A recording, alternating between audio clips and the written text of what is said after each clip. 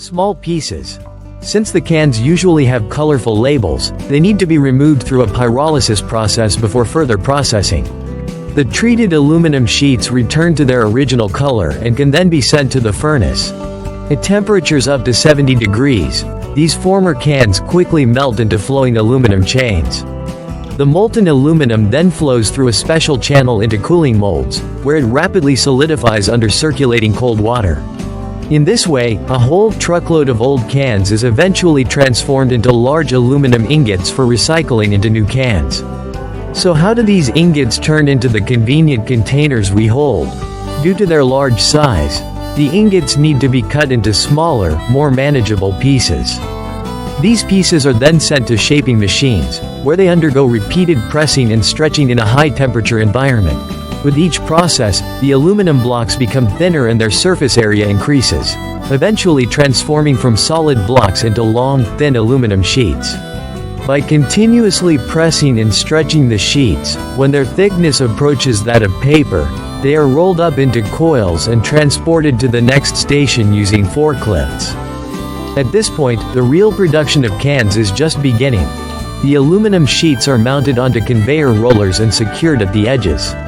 As the machine starts, the sheets are fed into a stamping machine.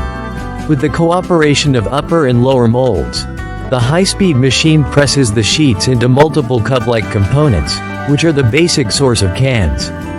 These components are then conveyed to forming equipment, where they undergo heating, stretching, shaping, and cooling to form the main structure of the can. This integrated process ensures both sealing and material efficiency.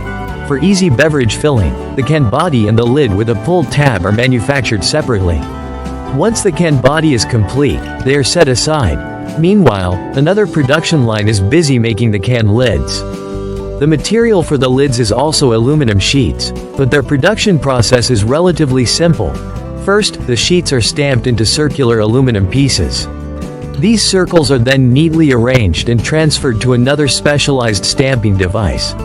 In this step, each circle is pressed with a teardrop-shaped hole, which is where the pull tab will be attached. Since the pull tab needs to be tightly connected to the lid, these perforated lids are sent to a specialized assembly device. With the machine's efficient operation, each lid is fitted with a pull tab. Thus, the can lids made from recycled materials are completed. Once these cans are filled with beverages and the lids are tightly sealed with the can bodies, you might be surprised to find that the can you once threw away has returned to you under a different brand.